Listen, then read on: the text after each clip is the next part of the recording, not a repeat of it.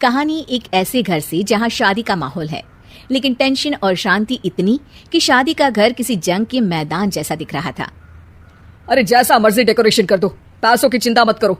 इतना पैसा जब लड़के वालों को दे दिया तो फूल वालों को देने में मुझे क्या दिक्कत है? अरे धीरे बोलो ना, साफ लग रहा है कि फ्रस्ट्रेटेड हो। अरे तुम तो चुप ही रहो। एक बेटी संभाल नहीं पाई। सारा दिन मैं काम पर जाता था, सोचता था घर पर बच्चों को अच्छे से संस्कार मिल रहे होंगे, लेकिन नहीं, मैडम को तो अपनी किटी और फैशन से फुर्सत मिले तब ना। माँ चुपचाप वहां से चली जाती है। समझ में नहीं आता कि आखिर शर्मा खानदान में हो क्या रहा है।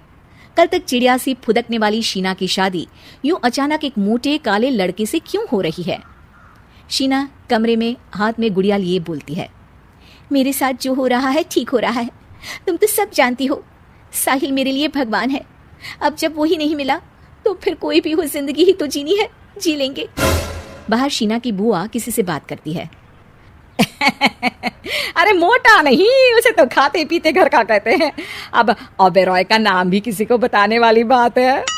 उनका इकलौता लड़का तो करोड़ों की सामी तो है ही। अरे हमारी शीना बिटिया तो रानी बनेगी, रानी। इन सब के बीच कहीं कोने पर शीना हाथ में मेहंदी सजाए बैठी थी और आंखों में आंसू सजाए। और वो समय भी आ जाता है जब शीना मंडप के नीचे हाथ में वरमाला लिए खड़ी होती है, लेकिन तभी अफरा तफरी मच जाती है। कोई कहता है, अरे लड़के की माँ को हार्ट अटैक आ गया। अरे अच्छी खासी थी, कैसे हो गया? अरे कहते हैं ना, किसी किसी लड़की के पैर अच्छे नहीं होते। हो सकता है कि मनहूस है ये लड़की। शीना पास खड़ी सब सुन रही थी। फिर शीना अपने कमरे में आ जाती है। शादी ये कहकर नहीं होती कि लड़की मनहूस है। अब लगातार शीना के लिए लड़के देखने आते, लेकिन आस पड़ोस या किसी के कहने पर शादी हर बार टूट जाती। लेकिन एक दिन, अंकल, मैं काफी दिनों से आपसे मिलने की कोशिश कर रहा था, लेकिन हिम्मत नहीं हो पा रही थी। अरे बेटा, हिम्मत तो हमारी टूटी पड़ी है। वैसे कौन हो तुम? अब मेरा नाम साहिल है अंकल।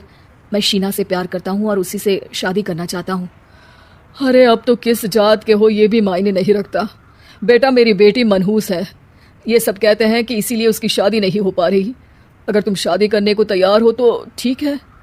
शीना की शादी साहिल से हो जाती है। अगले दिन साहिल की माँ का देहांत हो जाता है और एक बार फिर लोग शीना को अपशकुनी कहने लगते हैं। अरे खा गई दीदी को ये। अरे क्या जरूरत थी साहिल किसी मनहूस को घर लाने की? पर बुआ, माँ की तो तबीयत पिछले कई साल से खराब थी। डॉक्टर्स ने जवाब दे दिया था। क्या पता ये भी उनका सौभाग्य हो कि वो बहू का मुंह देख पाई। अरे बहू का मुंह देख पाई, या ये कह लो कि बहू का मुंह देखते ही स्वर्गलोक सिधार गई। खैर, हमें क्या, घर तुम्हारा है, हम तो चले। अब शीना को खुद पर ही शक होने लगता है कि कहीं सच में वो अपशकुनी तो नहीं। साहिल, हम दोनों की शादी नहीं हुई होती तो अच्छा था। देखो ना, कैसे पहले मेरी शादी टूटती थी और अब तुम्हारी माँ भी। अरे ऐसा कुछ नहीं होता शीना, अपशकुनी वगैरह कुछ नहीं होता। ये सब तो ईश्वर के खेल हैं। वो शादी तुम्हारी इसलिए टूट गई क्योंकि तुमको मेरी पत्नी बनाना था, और माँ का जाना तो तय था। वो काफी बुजुर्ग थी, साथ ही एक ऐसी बीमारी से जूझ रही थी जिसमें डॉक्टर्स भी उन्हें नहीं बचा पाते। शीना साहिल की बात सुनकर तसल्ली कर लेती है और वहां से चली जाती है। अगले दिन, शीना, अरे ओ शीना। क्या हुआ? उफ, कहीं फिर मेरी वजह से कोई नुकसान?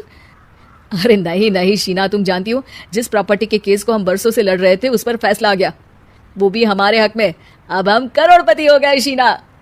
शीना शांत रहती है। अरे क्या हुआ? करोड़ पत्नी बनकर तुमको खुशी नहीं हुई? शीना की आंखों में पानी आ जाता है। चलिए जी, कुछ तो अच्छा हुआ मेरी जिंदगी में आकर आपके साथ। साहिल शीना को गले लगाकर कहता है, मेरी नई नौकरी भी तुम्हारे ही आने से लगी। ये प्रॉपर्टी का केस जीता, सब कुछ तो तुम्हारे आने के बाद ही हुआ। फिर तुम मनहूस कैसे? ये सुनकर शीना खुश हो जाती है।